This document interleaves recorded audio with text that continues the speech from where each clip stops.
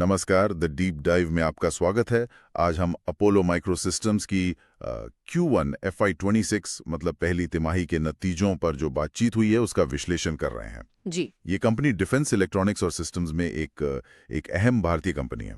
बिल्कुल। हमारा मकसद है इस कॉल से सबसे जरूरी बातें निकालना। कंपनी ने कैसा परफॉर्म किया है, कौन से बड़े प्रोजेक्ट्स चल रहे हैं और आगे के लिए क्या संकेत हैं।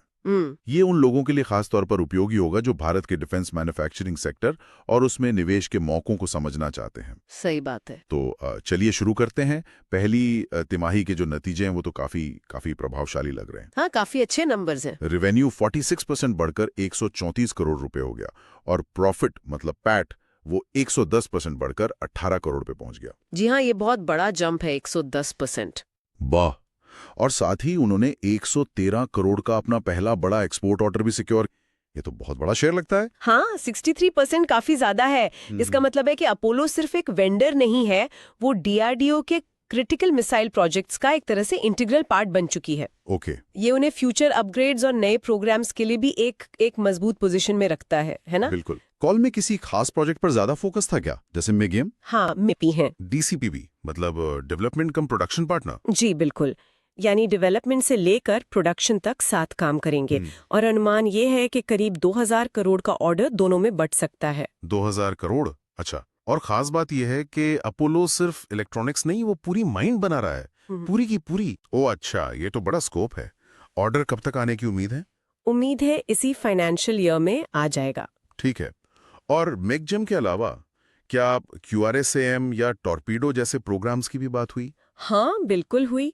Quick reaction surface to air missile मतलब QRSAM, जो एयर डिफेंस के लिए बहुत जरूरी है, उसमें भी ये इम्पोर्टेंट सबसिस्टम सप्लाई कर रहे हैं। अच्छा। और नेवी के लिए भी, जैसे वरुणास्त्र हैवीवेट टॉर्पीडो है या दूसरे टॉर्पीडो प्रोग्राम्स हैं जैसे ESWT और ALWT, उनमें भी इनकी भागीदारी है।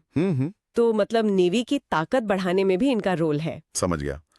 कॉल में आइडियल एक्सप्लोसिव्स के अधिग्रहण का भी जिक्र था, वो क्यों महत्वपूर्ण है? वो एक बहुत स्ट्रेटेजिक मूव है। आइडियल के अधिग्रहण से उन्हें बैकवर्ड इंटीग्रेशन का फायदा मिलेगा। बैकवर्ड इंटीग्रेशन मतलब सप्लाई चेन में पीछे जाना। आसान भाषा में मिसाइल के कुछ बहुत जरूरी हिस्से जैसे वॉरहेड हो गया या प्रोपल्शन यानी ईंधन प्रणाली, वो अब शायद खुद बना पाएंगे। ओ, तो इससे बाहर के सप्लायर्स पर निर्भरता कम होगी। बिल्कुल, और सप्लाई पे कंट्रोल बढ़ेगा। ये समझना भी जरूरी है कि डिफेंस डील्स में टाइम लगता है। हाँ, वो तो है। ऑर्डर मंत्रालय से PSU को जाता है, जैसे BDL, फिर वहां से अपोलो जैसे सब कॉन्ट्रैक्टर को। तो कई अलग अलग प्लेटफॉर्म्स पर काम करने से रिस्क कम होता है। किसी एक ऑर्डर पर डिपेंडेंसी कम हो जाती है। सही कहा। अच्छा, भविष्य के लिए कंपनी क्या अनुमान लगा रही है, ग्रोथ वगैरह? हाँ, उन्होंने बताया कि FY26 और FY27 में रेवेन्यू में करीब 45-50% सालाना ग्रोथ का अनुमान है। 45-50%, ये तो काफी एम्बिशियस है तो लेकिन उन्होंने ये भी साफ किया कि अभी जो कैपेक्स चल रहा है, मतलब नया इन्वेस्टमेंट फैक्ट्री वगैरह में, हाँ। उसकी वजह से प्रॉफिट मार्जिन में थोड़े टाइम के लिए उतार चढ़ाव रह सकता है। ओके। पर जोर इस बात पर था कि कंपनी अब प्रोडक्शन फेज में जा रही है, तो आगे चलकर खासकर FY28 के बाद मार्जिन सुधरने की पूरी उम्मीद है। लेकिन ये 45-50% ग्रोथ रेट कैस में कोई रिस्क या चैलेंज भी बताए गए? देखिए, चैलेंज तो है ही। इतने बड़े और कॉम्प्लेक्स प्रोजेक्ट्स को टाइम पर डिलीवर करना होगा। इसी वजह से उनकी वर्किंग कैपिटल की जरूरतें भी बढ़ी हैं, जिसके लिए उन्होंने हाल में जो फंड जुटाया है उसका इस्तेमाल होगा। अच्छा। और ये ट्रेंड प्राइवेट सेक्टर की बढ़ती भूमिका भी दिखाता है, जो अक्सर PSUs के साथ मिलकर काम कर रहे हैं, जैसे हमने DCPM मॉडल में देखा। हाँ, ये पार्टनरशिप्स बढ़ रही हैं। और कंपनी ने ये भी कंफर्म किया कि वो प्रमोटर प्लेज को 0 पर लाने की योजना पर कायम है। ठीक है, तो अगर हम संक्षेप में देखें, अपोलो माइक्रो सिस्टम्स अच्छी ग्रोथ दिखा रहा है जी। MIGM, QRSAM, टॉर्पीडो जैसे अहम डिफेंस प्रोजेक्ट्स में गहराई से शामिल है।